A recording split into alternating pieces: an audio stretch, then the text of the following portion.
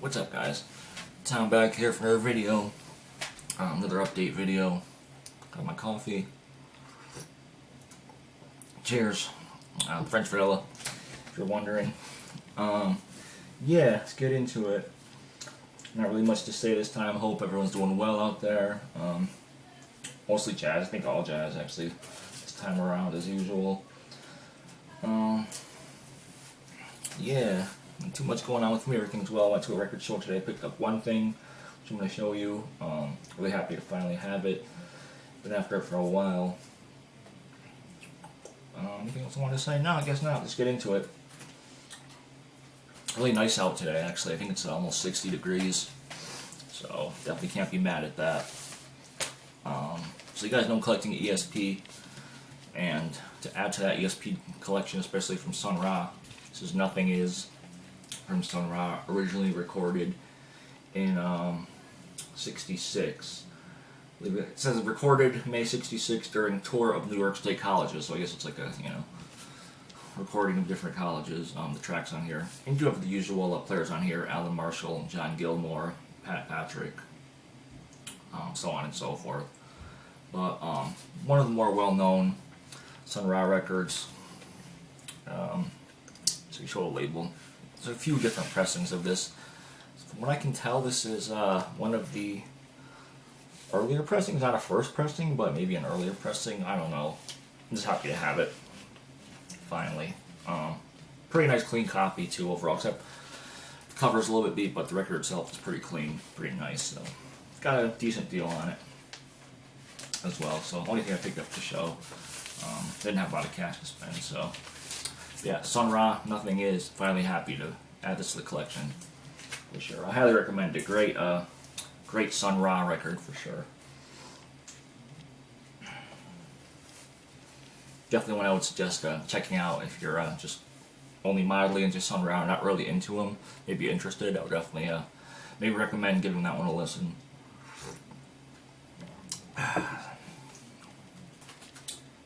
Next up here we got a Polish jazz rock, kind of prog rock record. So it's Czesław Niemann with Niemann Enigmatic. I think it's like the name of the group and the album, self-titled Niemann Enigmatic. Pretty cool artwork there. This one does have a little rip on the front, unfortunately, but what are you going to do? Hard to get around here. Gatefold. So it is all Polish players. You've got Jacek Mikula on Hammond organ, Thomas Jaskiewicz on guitar, Janusz Żeliński on bass, and Czesław Markowski on drums, and Niemann, of course, as well. Yeah, this is a originally released in '71. This is the '76 reissue, but still really great. Sounds pretty much the same. This is on the Polskie Nagrania label, so Polish recordings, I guess. Yeah, best way to translate it. Yeah, I definitely recommend checking this out if you're interested in that Polish sound, jazz rock, kind of prog, that style. So really cool. Happy to have this though. Definitely happy to add it to my collection, Polish collection. Grabbed that at Red Squirrel, actually. Another one I grabbed at Red Squirrel, thanks to Tony for the tip-off that this was there. Julian Priester, Petbo Metodo, Love Love. This is ECM joint from '74, recorded in '73, put out in '74. Just excellent jazz fusion stuff. So good. Nice synths on here. So I'm not always a fan of synths, but really nice. Julian Priester's a trombone player, obviously, so excuse me. So nice trombone work. Nice percussion. So aside from Julian Priester, you have Pat Gleason, also on synths, on the Moog, the 2600, ARP 2600, Odyssey, Hadley Kalaman on flute and saxophone, clarinet as well, Henry Franklin on bass, Leon Chancellor and Eric Rabbit on drums, Ron McClure on bass, Bill Connors on guitar, who is another ECM artist. So definitely suggest this one if you haven't heard it. I've heard this before, and I knew it was good, but just didn't have a copy. So definitely happy to add it to the collection. It's not a regular ECM label, nothing too sexy to show there. It does come with a cool original cover. Sleeve. Sorry, cover sleeve, which has a Benny Maupin Lotus Flower, which I'm still definitely after. Or Jewel in the Lotus. Sorry, Lotus Flower. Jewel in the Lotus. Eberhard Weber, Colors of Chloe. Jan Garbrick, Gary Burton, David Lieben, Lookout Farm.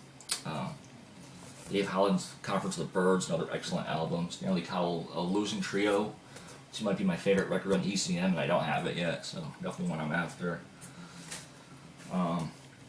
Circle LP, Paris Concert, Robin Kenyatta, all great stuff on here. So yeah, but this record definitely one to check out in itself. Julian Priester, Peppo Metodo, Love Love. Probably pronouncing that wrong as usual, but you know, with the names. Alright. After that, we got some Khan Jamal action. I really dig Khan Jamal. Don't have a lot of his records. I think I have one other one other than this. But this is a later one. It was cheap, so I grabbed it. This is Thinking of You from 1987. Sorry, recorded in 86. Put out in 87 on Storyville. But you can see on the cover it has Byard Lancaster. One of the main reasons why I picked it up, aside from Jamal himself. Billy Hart, Jamal Dean Takuma, or Takuma, I'm sorry, I think Takuma. Yeah, really great though. Khan Jamal on vibes, marimba, Byard Lancaster on flute and sax, as well as clarinet. Oliver Collins on piano synthesizers.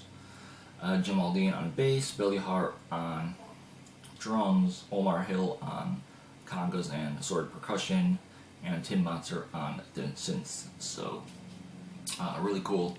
Storyville. I said it was cheap, so not his best album for sure, but it's not bad either. Not like it's a bad album, I would say. Just not one of his better ones. I think this was actually recorded in Switzerland, I want to say. As far as I know, this is the only pressing of it, so it's not hard to get. It's not expensive. It's just, yeah, probably not one of his best. So, still after Drum Dance to the Motherland. Love to get that one, or any of his earlier stuff for that matter. But Khan Jamal, great vibes player.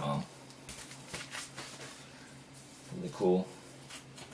Pharoah pickup, which I didn't have. Pharoah Sanders, Deaf, Dumb, and Blind. Or, I'm not going to say it, Deaf, Dumb, and Blind. I'm not going to say the other name because I don't want to butcher it. But Pharoah Sanders, Woody Shaw, Gary Bartz, Lonnie Liston-Smith, Cecil McBee, Clifford Jarvis, Nathaniel Bettis, and Anthony Wiles. So, amazing lineup on there. Gatefold with all the players. Really cool. It does have a corner cut there, fortunately, but that's why I got it for a little bit cheaper. Yeah, I think this is the first pressing of this on the red and black Impulse. Yep. Pretty clean pressing overall. Just happy to add it to the collection. Trying to get all the Pharoah stuff. You know, it's all good, so can't really go wrong with Pharoah. Still, definitely would love to see him in concert before he passes. I know he's getting up there in age, as are most of the jazz players that that we're into. But that's just how it is. He was supposed to play, I think this past summer. Was it this past summer? Recently, not too long ago, in New York City, but I guess didn't end up happening. I believe for health reasons or whatever. So yeah, I hope he's all right, and I hope he definitely decides to play a couple more shows around here. Yeah. Another ESP disc I've been after for a while. Kind of had some trouble picking this one up in the past, but finally worked out for me. Spiritual Unity, Albert Ayler Trio. Technically, amazing album, definitely a staple of ESP and just a free jazz in general. You got Albert Ayler, Gary Peacock, Sonny Murray, Great lineup, can't go wrong. Track Ghosts, First, Second Variation, and Spirits are just all amazing tracks. The Wizard as well. Everything's good. It's only 4 tracks on here, but they're all great. Recording 64. This is, I love this this variation of the cover. This white on black.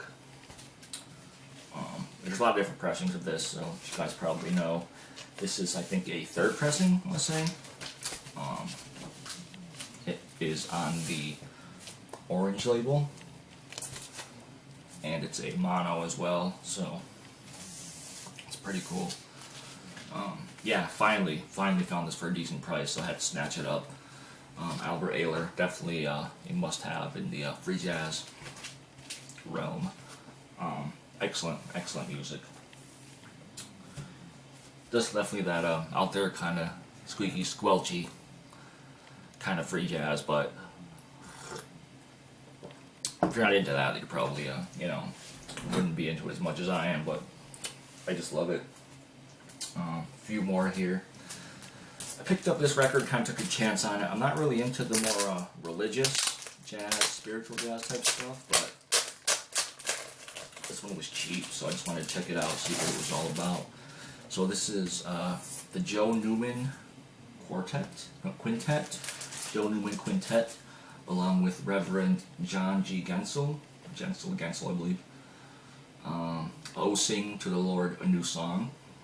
It's basically Joe Newman Quintet doing improvisations and just playing along while the Reverend here. It's not really a sermon, he's talking. I'm not sure if it's passages out of the Bible or he's just, let's see. Yeah, I guess I was reading some sort of passages there, I guess it would be. But the playing is just great on here. Really nice at times. Sometimes just alright, but some of it, the improvisation tracks are pretty nice. Definitely not a must-have. Nothing that, you know, nothing amazing, out of this world, but pretty decent. Joe Newman on trumpet, Roger Kellaway on piano, Chris White on bass, Ron Lundberg on drums, and Al Gaffa on guitar. The cover image on this is pretty cool. I think that's one of the things that really drew me to it. The cover is called a cosmograph, or cosmograph. It's basically a visual pattern produced by interfering sound waves. So I guess it's like it's like a visual sound wave, but pretty cool. On Fortress Records, which put out actually a lot of kind of religious jazz. Well, I'm not sure if it's a lot, but other religious jazz stuff. I don't know how much they actually put out. But like I said, not a must-have, but if you find it for cheap, check it out. If you don't mind the religious aspect of it as well. Like I said, it's not always my cup of tea.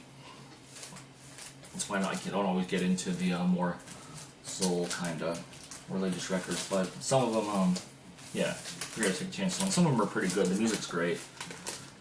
It's just the other aspect I really can't get down with, but this was alright.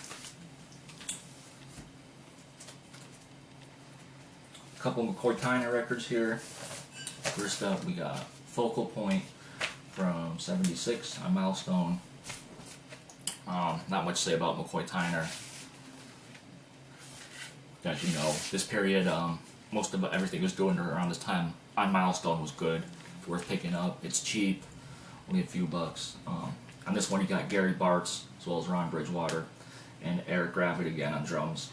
He's been showing up a lot of my records recently, coincidentally, and he's a great drummer. So, but yeah, McCoy Tyner, excellent pianist, of course. John Coltrane and that crew, original quartet. So, and the other one I picked up from him was Fly with the Wind. I had this before. Once again, I think I sold it off, probably, or traded it. This one has more like the CTI type guys. You got Hubert Laws, Billy Cobham, and Ron Carter. But another excellent record. Again on Milestone. So another cheap one. Once again, trying to pick up any stuff I see on Milestone from him, because, like I said, always good. And the last couple here, We have one I've been after for a while. Probably won't ever find the original, at least not for a good price, so happy at least have a reissue of it. Frank Wright Quartet, Church Number 9. Excellent, excellent free jazz. You got Frank Wright, obviously on sax, Noah Howard as well on alto sax. Frank Wright plays tenor. Muhammad Ali on drums, and Bobby Few on piano, who is a great piano player in his own right. This is a reissue on the Calamute label, which I believe came out in '73. Oops. Originally, this label, it's pretty much a exact reproduction from what I can tell. I believe the original first pressing was a Japanese pressing from '71. Pretty sure about that. And then the French pressing, I think, at Calamute was from '73. So this is the reproduction of that, basically. But great, sounds great. Did a nice job on it. Yeah, nothing bad to say about this one. Definitely pick it up if you see it, and if it's your thing. And the last one here isn't really a jazz record, more so it's more like a noise, improvisation, that kind of stuff. But it is on ESP disc. This is Eli Kessler with Oxturn. Eli Kessler is definitely one of those, kind of noise experimentation artists. This is a limited release, I believe, to 300. There's a non-limited copy of this as well. This one came out in 2010. Download code. But pretty cool artwork and a jacket there, kind of minimal. But it does come with a pretty cool insert of original artwork by Eli Kessler. So, hope you guys can see that. Yeah. And then on the back here, it's a number, and it shows who's playing. I think this is number 70 on the 300. I think it's 70. Yeah, but Eli Kessler, Ashley Paul, Andrew Fenlon, and Sakiko Moki. So Eli Kessler's a drummer, but he also plays guitar and other stuff, harp. Ashley Paul's plays the clarinet, and she does a great job playing the clarinet. Andrew Fenlon plays trumpet, tuba, French horn, trombone. But it's really more noise than just straight up jazz stuff. There are definitely some jazz aspects in it, but it's not just like straight up jazz. Pretty plain labels, just pretty plain packaging all around. So, yeah, just check it out online, sample it. I got it for the ESP collection, but yeah, you might dig it. Might really dig it. I thought it was alright. Not great, because it's not really my favorite style of music, but it was definitely cool. Definitely really interesting to check out something like this. Something that I'm not usually into, you know. And I love the extra stuff, the art print and all that stuff, and just the packaging. It was pretty cheap too. I think it was like under $10. Shouts to Rick, actually Rick Barnes. Went to his shop, Willimantic Records. That's where I got that Frank Wright and this one. Eli Kessler, Oxturn, another one added to the ESP collection, so might be an interesting listen. So that's it. That was the records I picked up this month, January. I'm probably going to start doing it maybe more like a month-to-month basis, or every couple weeks as opposed to every week, as I'm not picking up as much stuff anymore. Don't really have that much off the trade as much as I did before, so and traded what I had, and I'm just yeah, back to buying stuff when I can. So that's it. Thank you guys for watching very much. I hope that once again, I hope everyone's well. Really nice day outside here. Hope you guys are getting some nice weather, not pounded by snow too badly, but it's not too cold where you guys are. And I will talk to you guys soon. Not sure what my next video is going to be, but maybe a new update, maybe something else. We'll see. Later.